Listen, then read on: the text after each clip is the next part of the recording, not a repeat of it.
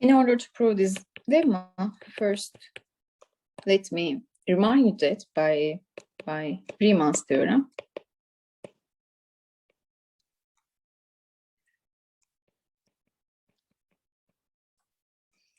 we know the existence of a constancy which is only depending on the function field, such that for all divisors whose degree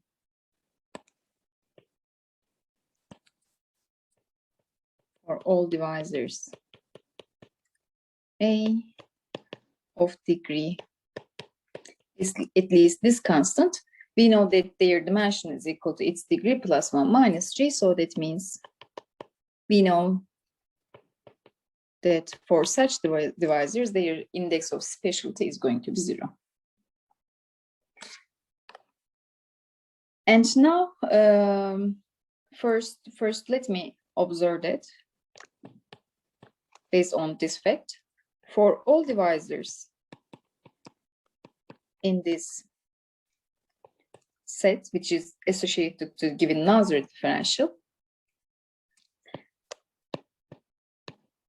we have that their degree is strictly less than this constancy, because otherwise, if there exists a divisor A in M of V, which of degree at least C,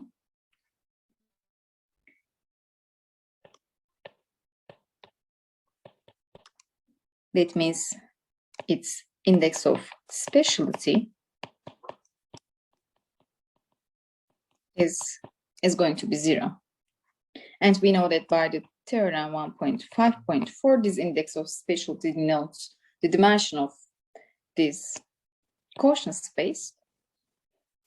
And that means omega vanishes on, if omega vanishes on the vector space A of A plus F, so that means since the index of specialty is 0, that means omega vanishes on the all other space, and indeed this shows us omega is a 0 differential, but it contradicts by our setting this our assumption. So that means for all divisors in M of E, its degree is should be strictly less than C. And indeed, this also tells us, if we consider this set, which is associated to Nazir differential omega, we have an upper bound on their degrees, which is determined by this C. So that means we can choose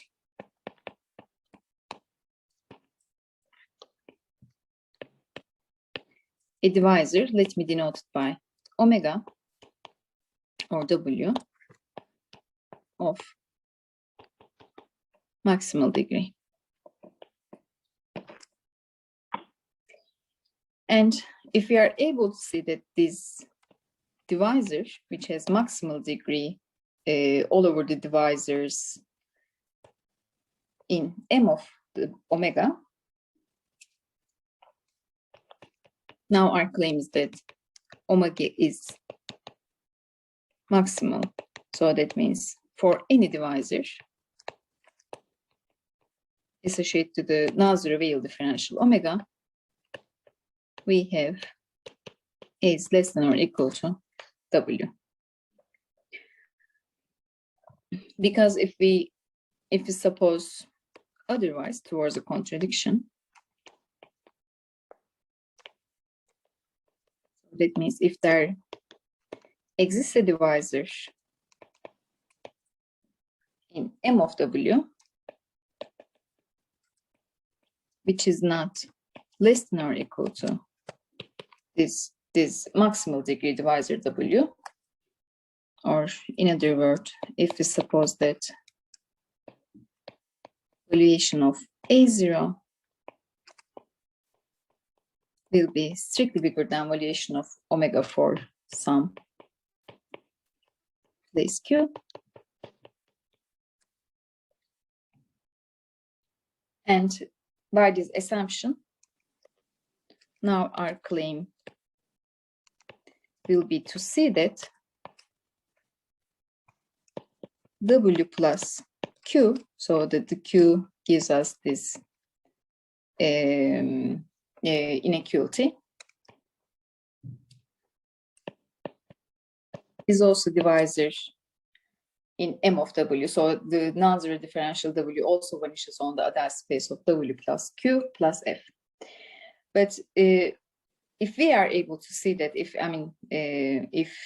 we are able to see that under this assumption, indeed this gives us contradiction to the maximality of the degree of W plus 1, because the degree of W plus Q is strictly bigger than degree of W, and this gives us contradiction to the maximality of degree W.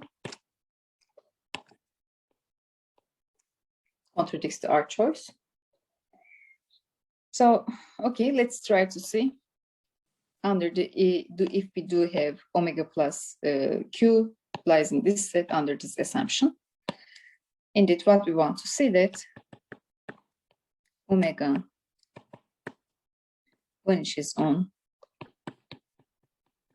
the other space of W plus Q plus F.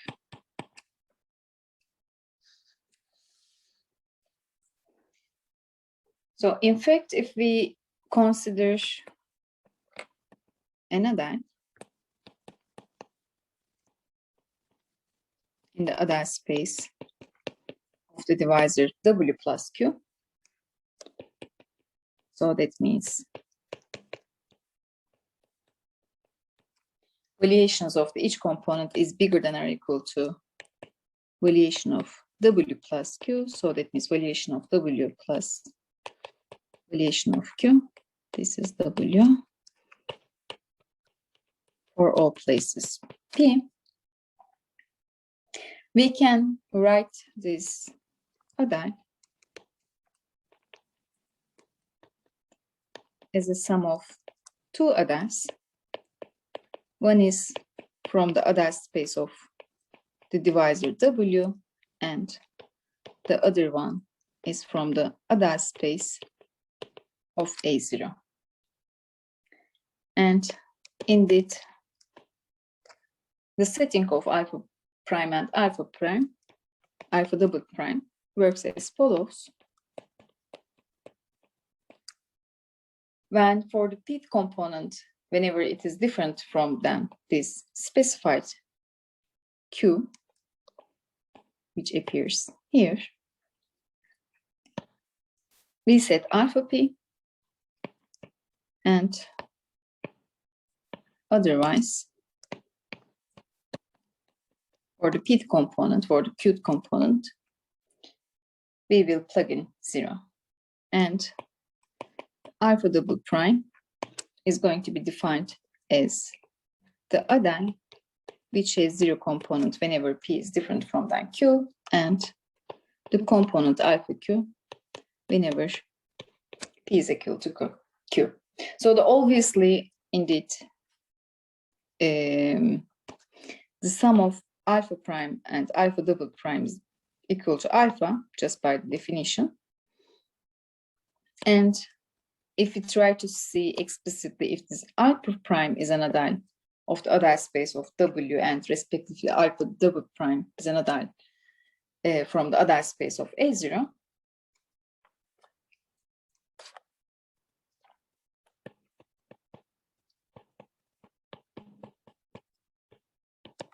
we can check, indeed by the definition, we can check the valuations of A prime, and whenever P is bigger, is different from than Q, it is defined as the alpha P. And since alpha is an adile of this other space, so that means VP of alpha P is bigger than or equal to VP of W minus valuation of Q at a different place P. So that means this is going to be 0. Indeed, we can see that for the places which is different from Q, we always say this inequality. And if we check what happens when P is equal to Q,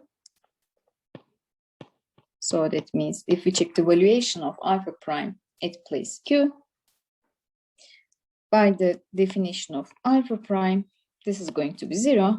So that means valuation of 0, and by the definition of the discrete valuation map, this is going to be infinity. And indeed, this is always bigger than or equal to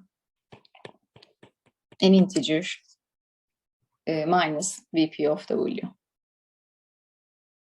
And similarly, we can also see that alpha prime, we can also verify alpha prime is an addine of the divisor A0, because similarly for when P is different from than Q, VP of alpha prime, by the definition, this is going to be valuation of the 0 function. That means this is infinity. This is always bigger than or equal to VP of A0. And whenever P is equal to Q,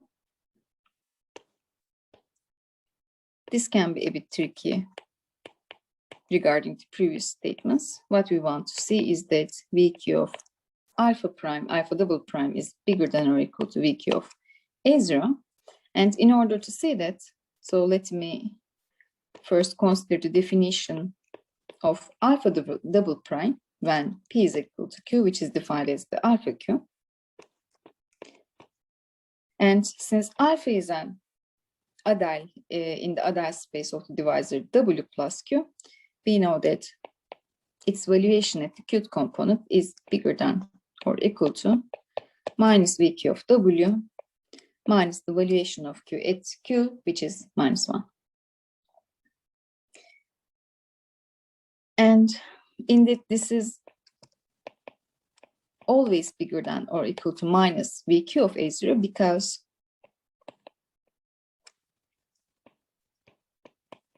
if VQ of A0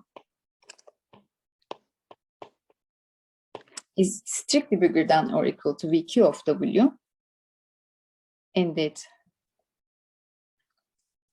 this comes from our assumption.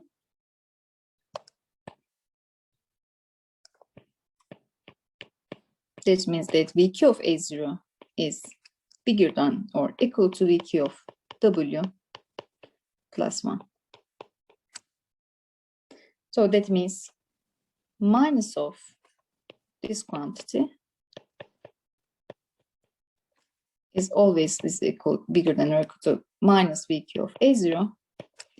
And indeed, this shows us this inequality, and that means this shows us alpha double prime is an addine of the addile space of the divisor A0. And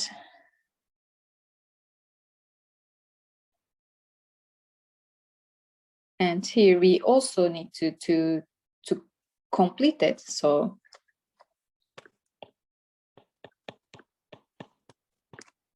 by this setting, we can see that W plus Q is the set of the divisors associated to non-zero Weyl differential omega, because omega alpha is an addine from the addile space of W plus Q, can be written as W of alpha prime plus W of alpha double prime, because the Weyl differential is k-linear, and we can write any alpha in terms of alpha prime and alpha double prime. So that means, since this belongs to A of A0 plus F, and since A0 is a divisor in M of W, so that means W vanishes on this vector space, so that means this quantity is going to be 0.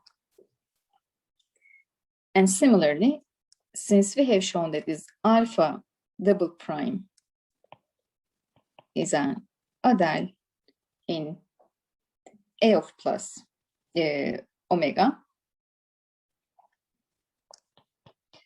so, and since omega was chosen again from the M of W, so that means W also vanishes on this space, and this is also going to be 0, and this shows us indeed W also vanishes on this other space.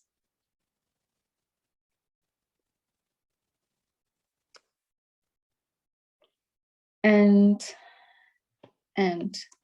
this gives us the contradiction, and W is maximal in the set of the divisors associated to non-zero real differential omega. And similarly, by using the same technique, we can also conclude the uniqueness of this divisor, because if you suppose that if we have two different divisors, one is less than or one is cannot be less than or equal to the other one, by replacing A0 by W1 and the W by W, W2 by W, we can also conclude uniqueness.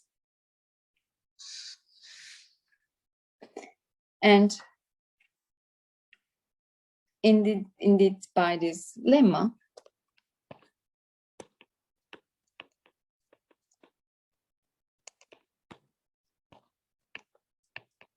for given non-zero real differential,